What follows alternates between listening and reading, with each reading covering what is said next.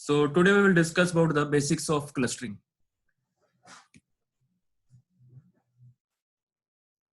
So what is cluster analysis? So we usually get a collection of data objects. We call it as a cluster.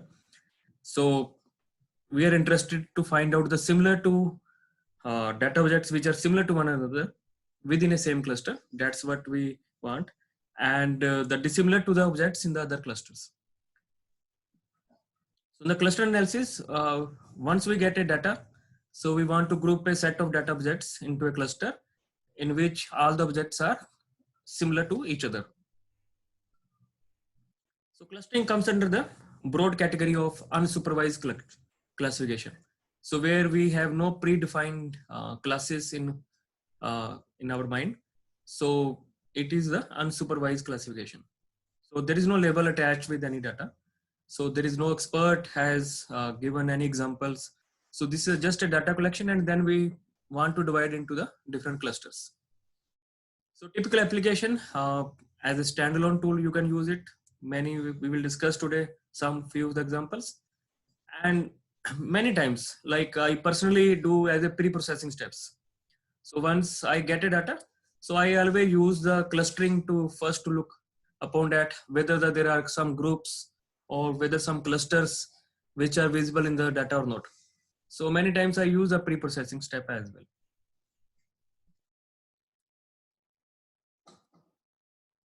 So the general applications. So pattern accumulations. So wherever you got a lot of data, you want to group the certain patterns together. Spatial data analysis. So this, I'm sure you all are aware that. So the Google, the way the Google tells about the traffic on the roads. So whenever you use the Google Maps, so the way it tells about the traffic on the road, so it uses the clustering techniques. So based on the way the people are moving around, so it creates a cluster, and based on that, if there are more people, it put into red category by saying that there are more traffic on the road. So here it is using the spatial data, that is data which is captured, and along with the one important dimension is the latitude and longitude. So in any data, if the key is the latitude and longitude, so then it becomes a spatial data. So it is widely used in that. Many times you might have seen that from the satellite data, we used to do the cluster to find out the forest area, or nowadays the type of crops which are being sown, or even today people are looking at the satellite data to find out where the harvesting has been done or where the harvesting has not been done. Similarly, to look at the flow of the water from the satellite data. So a lot of application in the spatial analysis. Image processing, many of you are aware of that we use image processing to find out the, especially the medical images. So we usually find out the clusters or some lung nodules, which can be classified as a malignant cells or a benign cells. Even in normal image processing, we use the clusters to separate out the background area or the foreground area, or to find out certain objects in the image. Economic science, especially market research, which product categories are growing and which products categories are not growing, how their effect is there. So economics along with the spatial, so geographical data, so it leads to the larger pictures. And World Wide Web. So this you all every day see. So whatever Google does. So if you go to the news.google.com, you will find that Google has clubbed all the news. So how it has done it, it is using the clustering techniques to club the news based on their words, based on their meanings, context. So it clubs all the news into one groups. And all the apps where you have seen that in Shorts apps or wherever some grouping is done. So basically they are using the clustering techniques. And clustering weblog data to discover group of similar access patterns. So this, every time you do any search on a good website, so they might be using the clustering technique to cluster the results and present you in a better manner.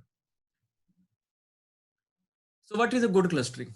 So whenever we discuss about the clustering algorithms, so we need to aware that what are the good clustering algorithms. So we need to produce high quality clusters. So what do we mean by high quality? So intra-class. So all the objects which are part of a class, that is part of a cluster. So, so they have a high similarity. So all the objects which are part of a object or a cluster, they must have a high similarity. And in between, when we compare the objects of two classes or two clusters, so they must have a low similarity. So if I am having a one cluster, so all the objects in this cluster should have a high similarity. And if I have another cluster, so all the objects, one object of this and one object of this, they must have a very low interclass similarity. So this is the way we compare the clustering algorithms. So quality of clustering also depends on the way you define this similarity. So how do you compare these two parts? So way you compare, so quality of your algorithm depends on that. And again, if you are sure that your similarity metric is good enough, so your algorithm is as good is your similarity metric. So most of the algorithms, so they rely on the similarity metric. So that is the major search is now to find out what is a good similarity metric to get good clusters. So the quality of clustering method is also measured by the by its ability to discover some or all of the hidden parts. So whether we are able to find certain hidden parts in the data or not. So whether, or sometimes whether we are able to recognize outliers, noise, or whether we are able to find out the hidden parts in the our data or not. So that's why it is used in the pre-processing step.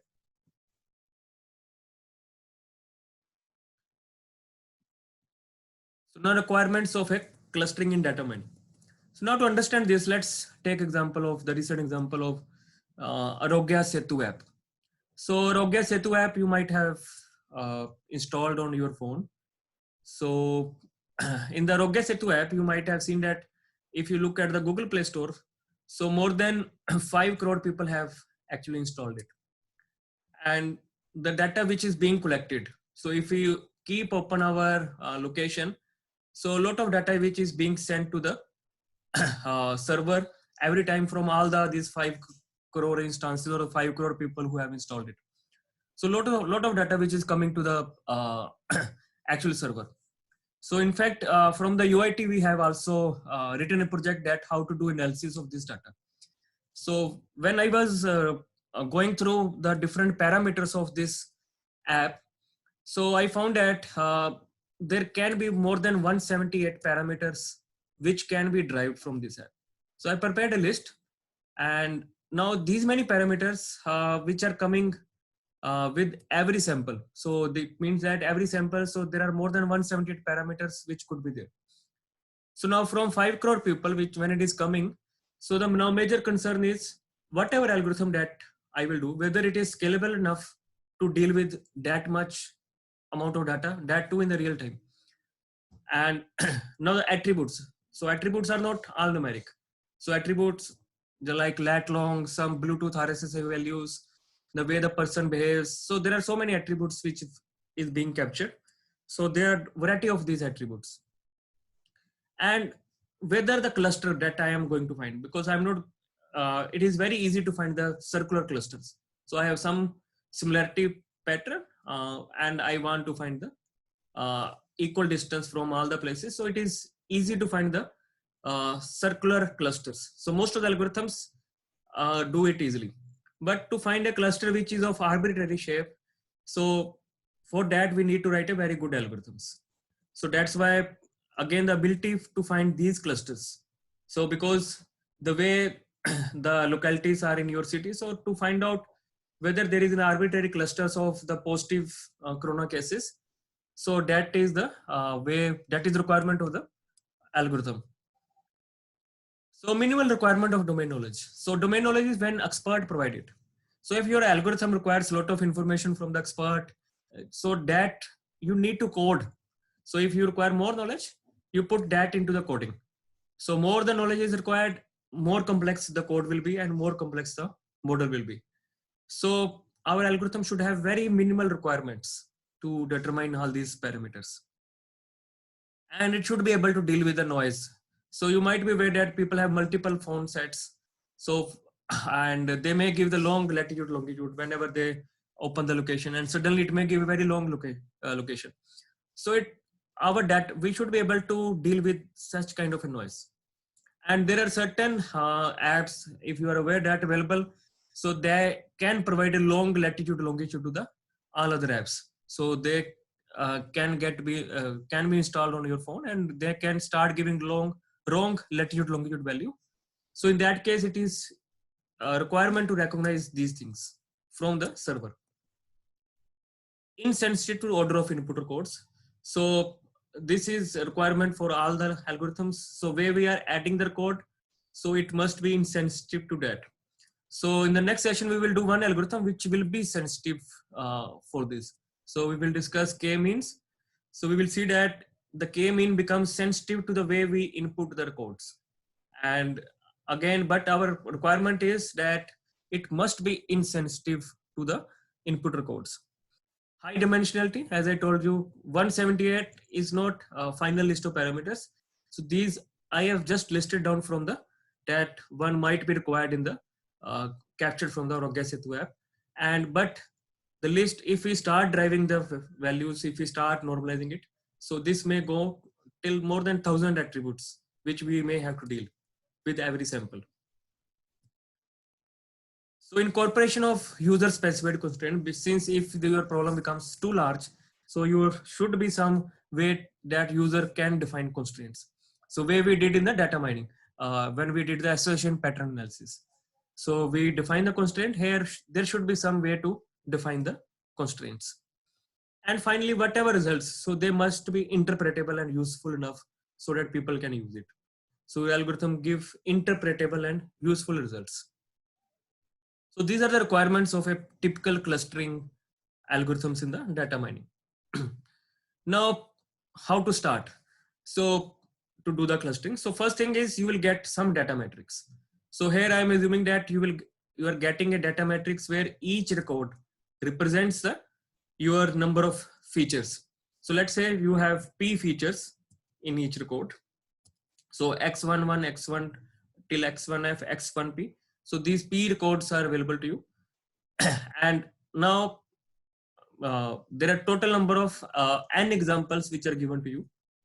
So each row gives you one example. So here examples are not labeled. These are the just simple data. So there is no label provided. So this is actually, we get a data and we have to create this dissimilarity matrix. So this is single mode. This is a difference between, so here this represents the difference between second record and the first record. So difference between second record. So if this is the first record, this is the second record. So D21 represents the difference between second and one. Obviously this is 0. This is D11 is 0 because difference between 1 and 1 is out to be 0. And again, this term D21, D12 is going to be same as D21. So difference between 2 and 1 and 1 and 2. Since we will be taking absolute values, so these two will be same. So we need not to calculate these values because we can calculate only these diagonal values.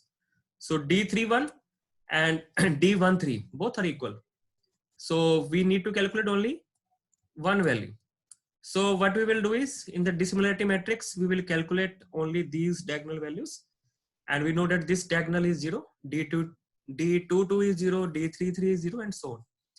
So once we calculate these differences, this is called dissimilarity matrix or different research. Someone may say that this is a similarity. How much is similarity? So the different names.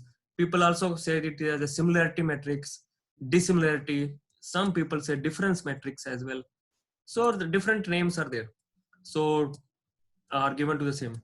So this is going to be our first step. So once you get the data matrix, so now first step is to calculate this one. So now dissimilarity or similarity metric, whatever you say, similarity is expressed in terms of distance. So di is the distance of ith record with the jth. So obviously once you have created this and your algorithm depends on this, so your quality function should be different. Otherwise, the metric that you have used to do the clustering, same cannot be used to determine the quality. Otherwise, the quality will come out to be 100%. So we need to have a separate quality function. So the metric that you used for clustering should not be used to determine the quality. So quality is the measure of goodness of the cluster. So definition of distance functions are usually very different from the type of data that you have. Interval scale is normal your integer or floating point. So that come in interval scale. Then Boolean, you might have some attribute having only Boolean values. Categorical, that is some discrete values. So like you might have some red, yellow, orange. So your attribute has these values, or the city attribute has attribute like Amritsar, Jalandhar, Ludhiana. So these are categorical attributes. And if there is some order attached, some rank is attached, some order is attached, like in the month's name, January, February, March, order is also there. So then this becomes ordinal. And then ratio scale, maybe exponential or at logarithmic scale. So your attribute can be of different data types. And we have to find out the difference in every case. And further, the weight should be associated with a different variable based on data and its semantics. So something may be more important to us and something may not be as important to us. So we have to find out what is important to us and what is not important to us. So in the terms like similar enough, good enough, so these are very difficult to define. We need to have some objective metrics. So these things like similar enough, so these are highly subjective. So we have to have a objective metrics.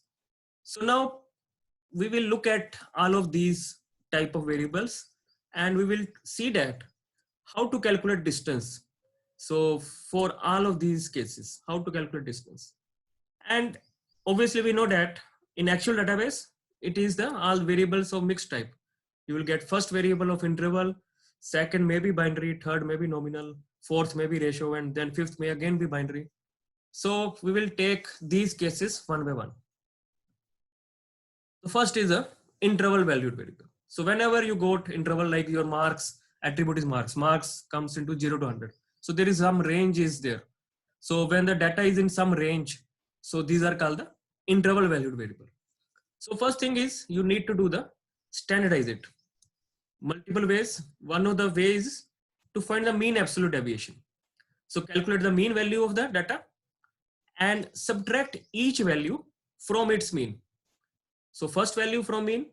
So it is a difference of first value from the mean, difference of second value from the mean, difference of third, and so on, and divide by n. So this is your mean absolute deviation. So when you divide by n, it is a mean absolute deviation.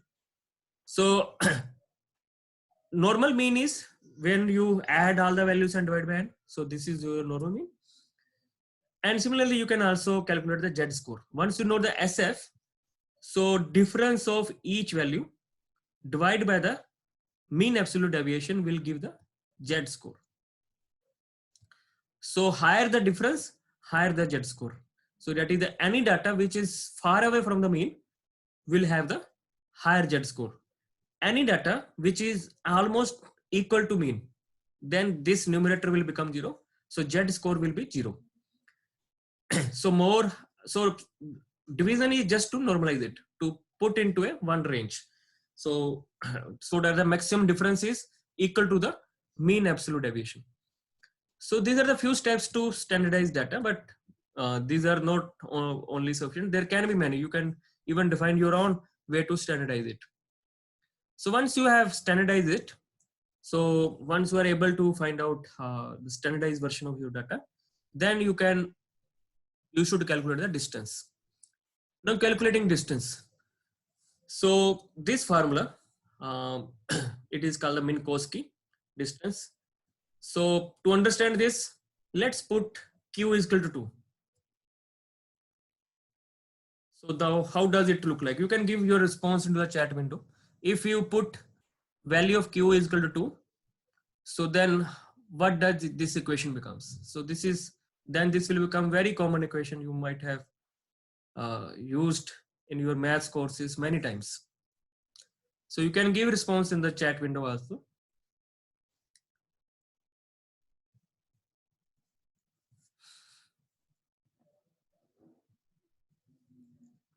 So anyone know, you can give the response. So any idea that if I give q is equal to 2, what it could become?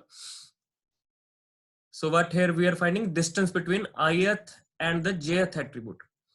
So xi1 minus xj1. So first attribute of ith record minus first attribute of jth record. Second attribute of ith minus second attribute of jth, and so on. So distance equation. So distance equation is, that is obviously we call it, but it is the Euclidean distance. So name is Euclidean distance when it is q is equal to 2. So remember, so when you give q is equal to 2, it becomes Euclidean distance. So yeah, that you might be very well aware of that. But when you want to generalize, it is called the Minkowski distance. And when q is equal to 1, so when q is equal to 1, like here in this equation, this becomes the Manhattan distance. So when q is equal to 1, it is Manhattan distance. Q is equal to 2, Euclidean.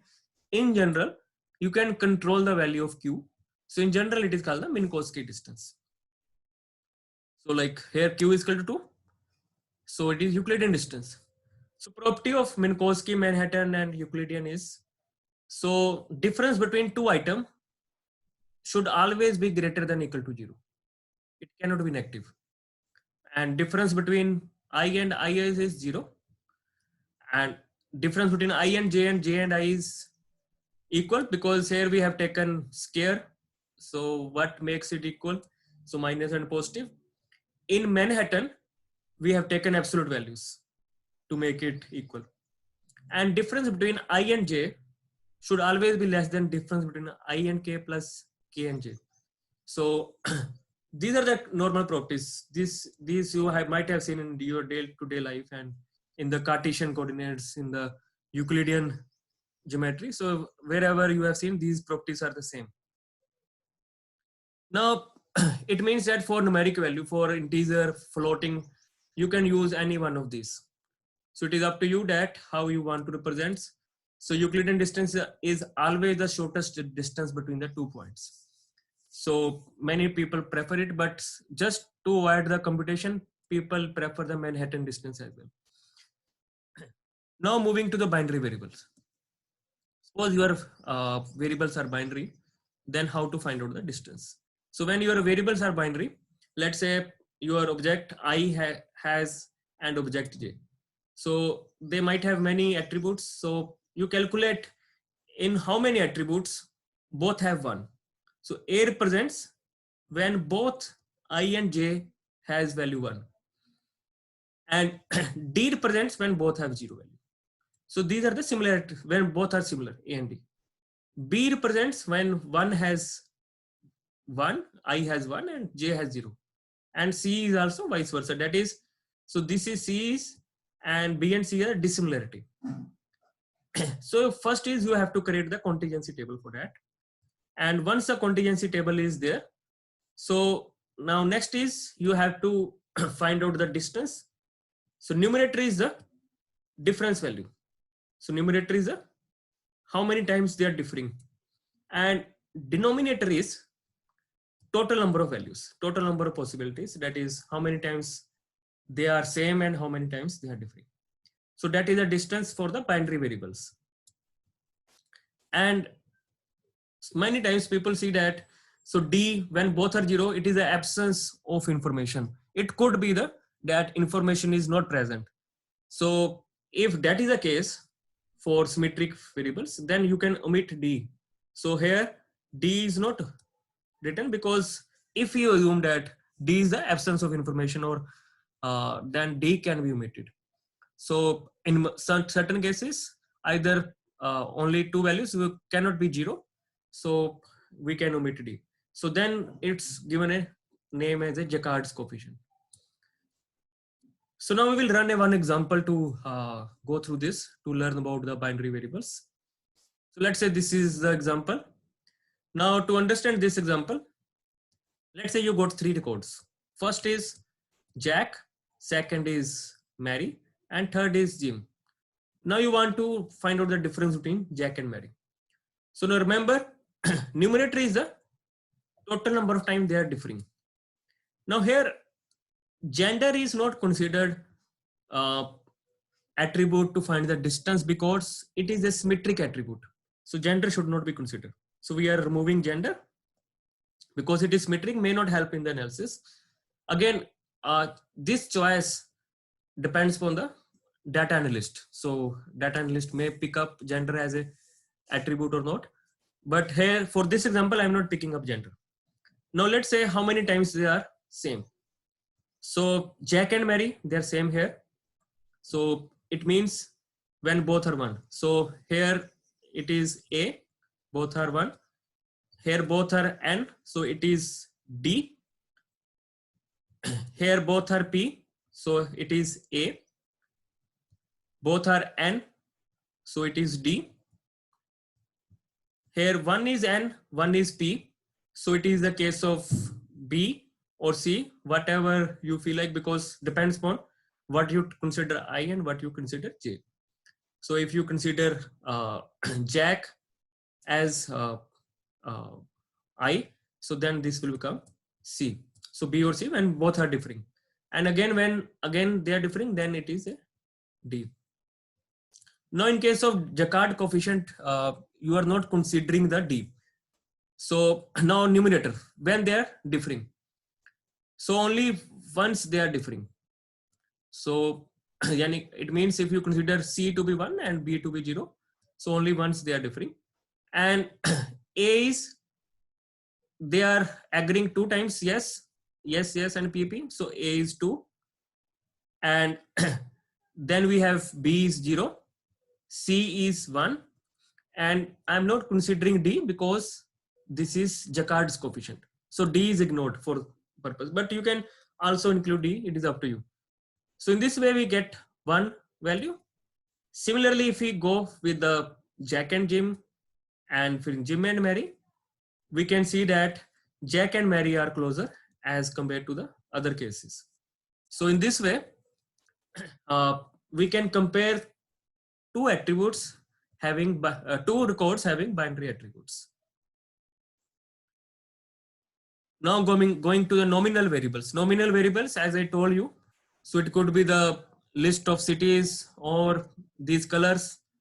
So nominals, so some values are given, and obviously this is discrete. So maybe 10, 100, or maybe up to 1000, but not continuous values. So then we have to do the simple matching.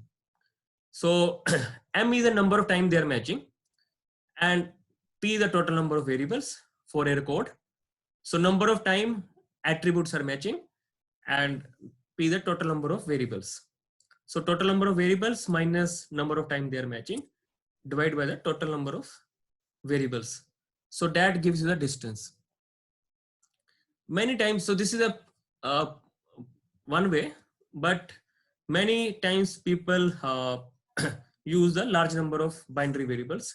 So this we have done when we discuss bitmap indexing. So if you remember, we did bitmap indexing.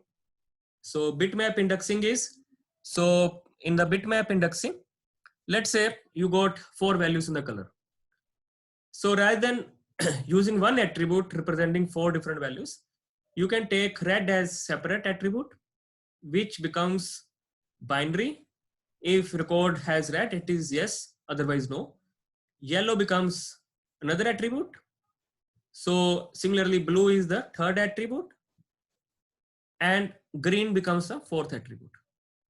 So in this way, we create 4 attribute from the one attribute. So one attribute has 4 values.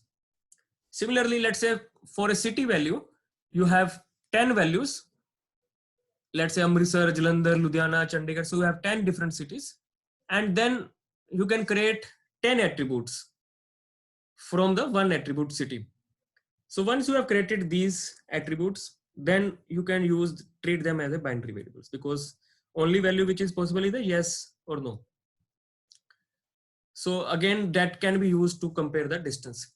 But we know that this we only do when the number of values are limited. Let's say in this case, so number of values are 4. But if the number of values are very large, 100, then obviously then we may go with the method 1. So this is a simple matching. Now ordinal variable or the rank, some rank is there, like even the month variable, some January, February, some rank or order is there. So they can be treated like interval scaled. Like for January, if you put 1, for February put 2, and for March if you put 3, and then treat them as like they are integers. So replacing their value with the rank. So whatever rank they represents. So we map each of the each variable by replacing the by treating them as in a range 0 to 1. If you want to be in a, rather than 1 to 3, you can say 0.1 or point. But dividing by 12s, you can have 0.8, 0.16, so that they are in a 0 to 1 range, and then you can treat them as a simple numeric variable and find the distance. Or you can map to some range. So let's say if you map to 0 to 1, so their rank, how much their rank is differing for months January to February. So and the difference between the rank -1 and the difference in the range. In this way, these can be treated. So many times I usually treat them as a normal interval scale, so that I just put 1, 2, 3 in place of the actual values. I replace a string with these. Or many times, even in the nominal variables, I just put them, give them the numbers 1, 2, 3, 4, 5, and if it is not affecting the your final analysis, and just to find the distance.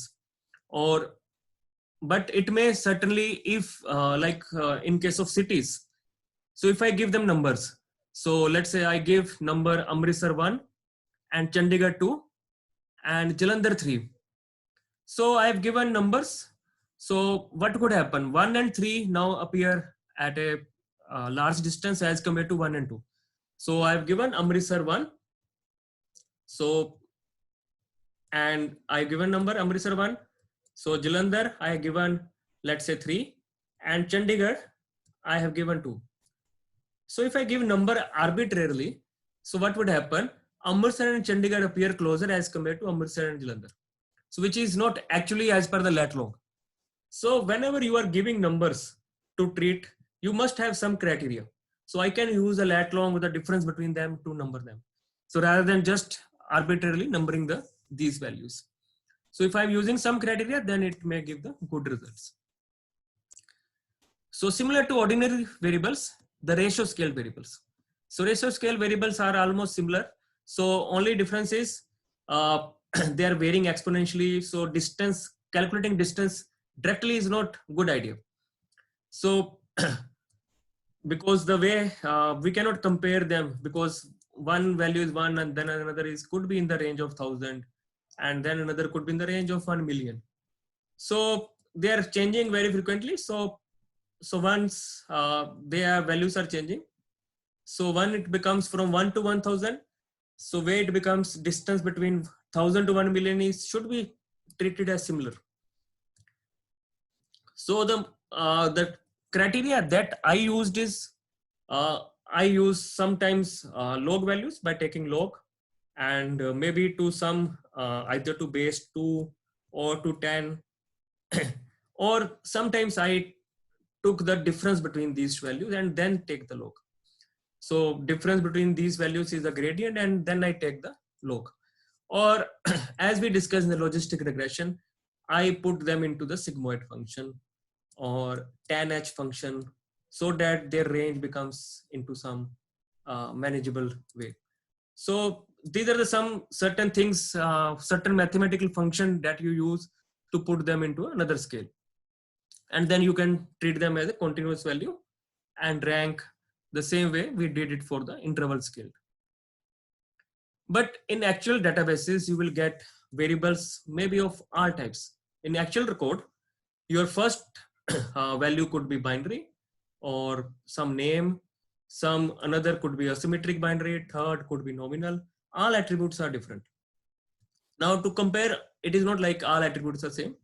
So you have to compare all attributes. So once you are comparing ith and jth record, ith may have, let's say, p attributes, and all of these p attribute could be different. So for each attribute, we will calculate difference separately, and then we use some weight metric. So weight, why it is used? Because the way we calculating difference between nominal, ordinal, interval, or binary, they are different. Just to put them into a scale, or just to give a weightage, more weightage to one attribute, we use this delta parameter. So delta is a weight parameter. Now, how this weight parameter will be decided? So there are no clear guidelines for that. For starting, you can assume it to be uniform for all attributes.